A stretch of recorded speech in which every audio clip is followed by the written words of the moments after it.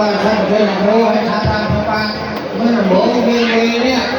sáng lên ra đầu tiên về một chút là lúc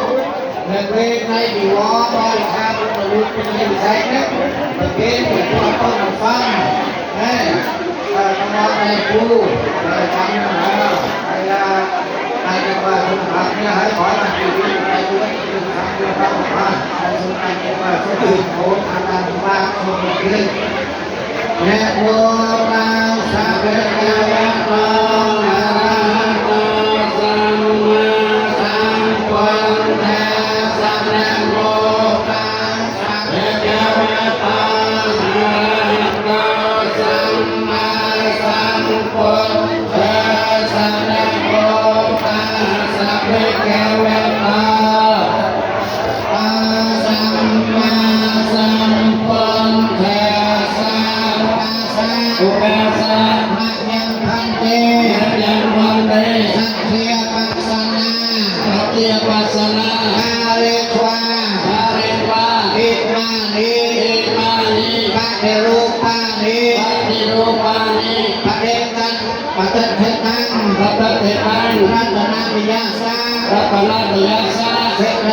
không về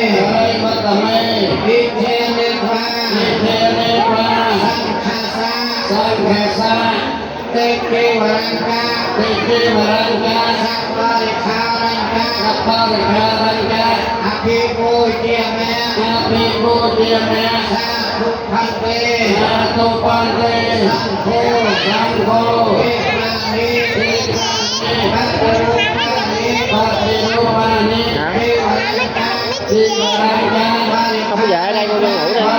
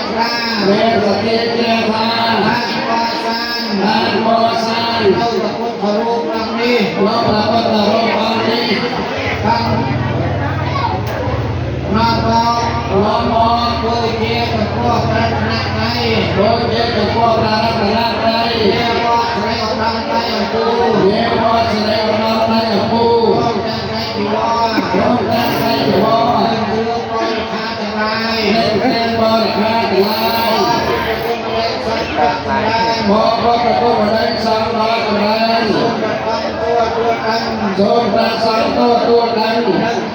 Ghiền Mì Gõ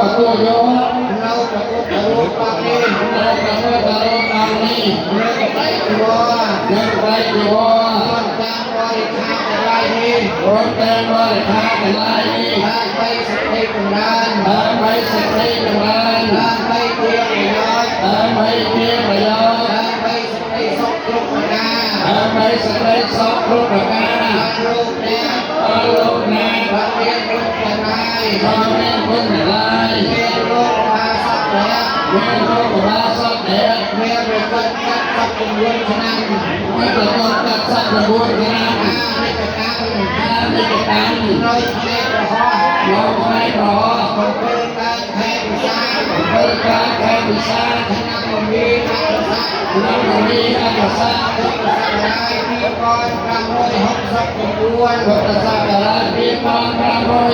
những video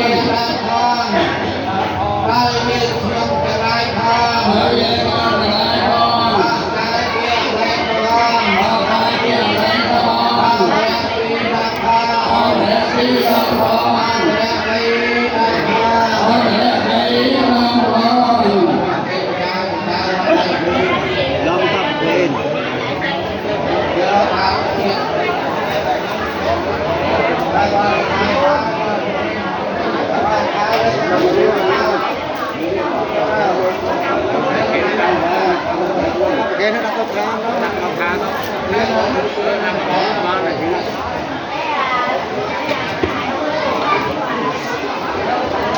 buôn châu là khác thế chơi có căn tay cái này buôn căn đẹp buôn là buôn rồi anh em đi kia em ăn cháy phá ra một hai căn chơi kia em cháy là buôn rồi hay phải cháy là kia không phải cháy cái buôn nó đặt cái con rồi thì nó đặt con rồi đây là con luôn mà rồi Thêm nữa.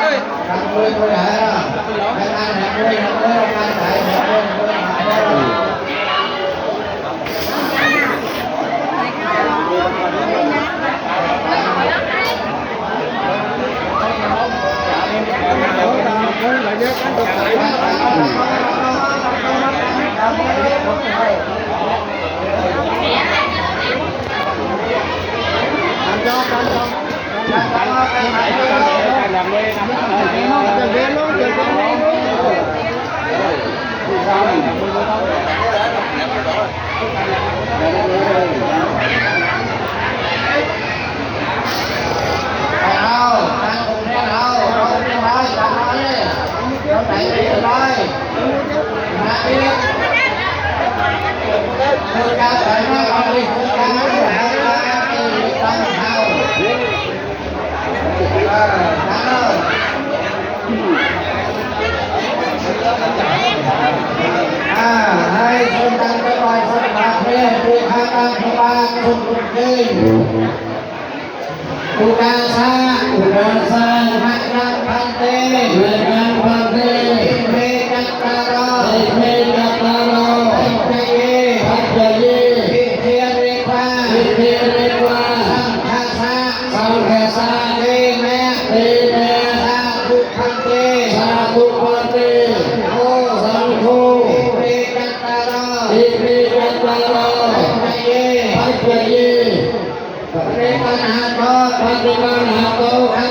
cho kênh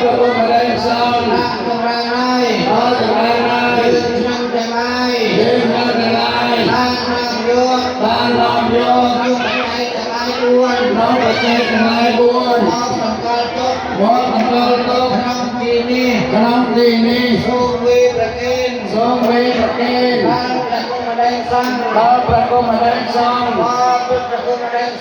để không bỏ lỡ những video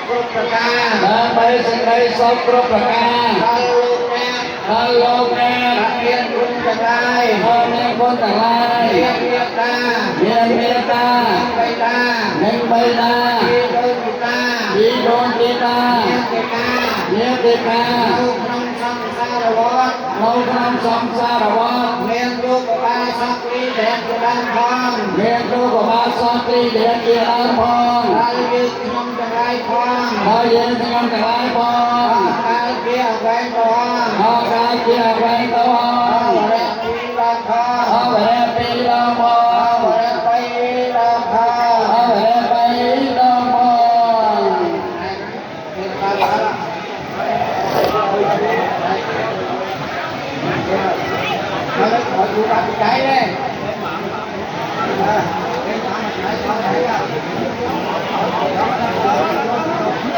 Em đưa lên,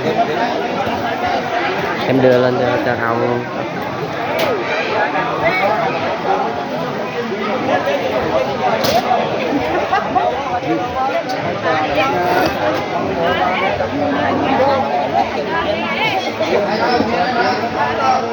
Còn đấy.